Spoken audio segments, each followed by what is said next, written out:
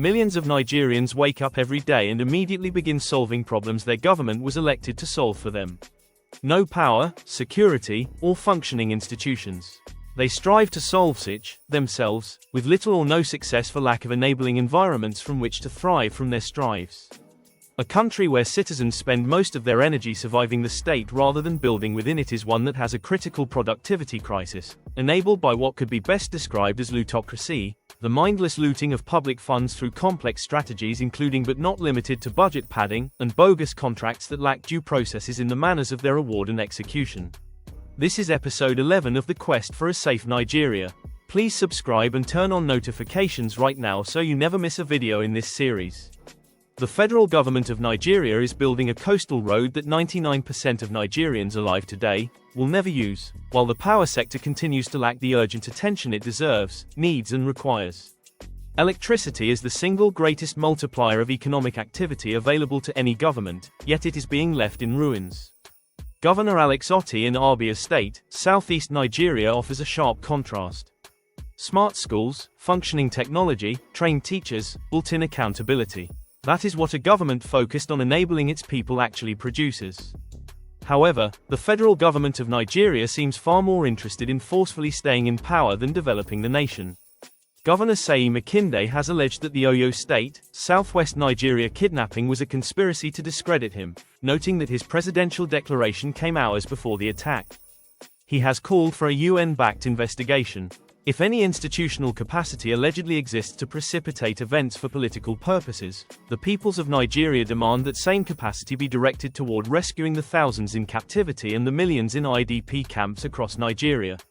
One fact remains certain: those rescued or released Oyo State children will eventually speak for themselves, one day. They must be diligently protected until that day, because too many voices are already suggesting they could be being watched so they do not get the chance to tell their stories. This pattern of political performance over genuine governance is what lootocracy produces. Everything this government has discussed in recent months has remained elections, not improvement of electricity power, not evacuation of IDP camps, not productivity. One of the few things other than politics that they have talked about, state police, has been promised by January 2027. Proper background checks, training, equipment, and housing cannot be manufactured overnight. That deadline is therefore impossible, and would become counterproductive. Another announcement dressed as governance, unlikely to remain exactly that.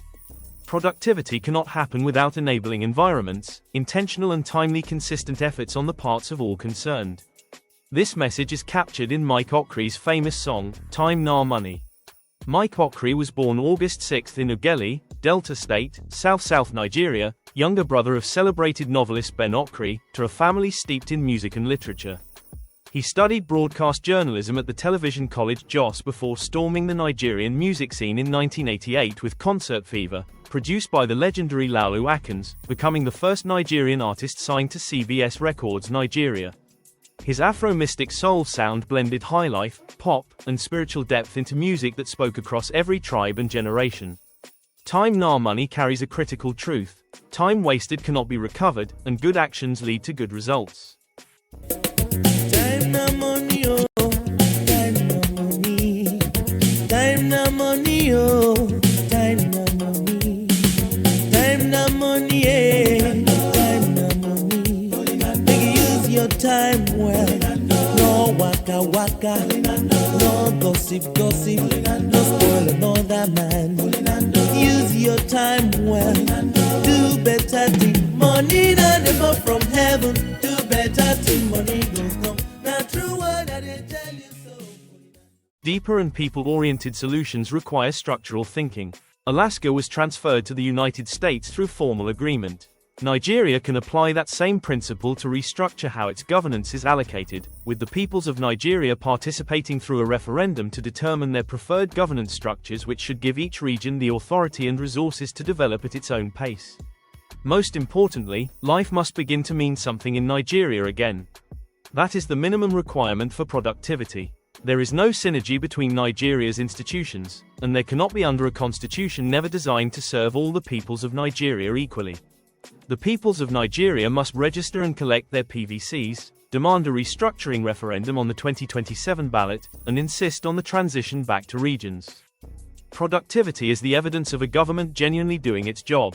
Until Nigeria has leaders willing to produce that evidence, every candidate must be held accountable for outcomes, not speeches. Our full live stream goes much deeper on all of this. Please watch it at May Nigeria Never Happen to You and bring your questions. Thank you for watching. Please share this video with everyone you know with interest in Nigeria's development and well-being. Please subscribe and turn on notifications so you do not miss the next video. May Nigeria happen for all its peoples, and for friends of Nigeria.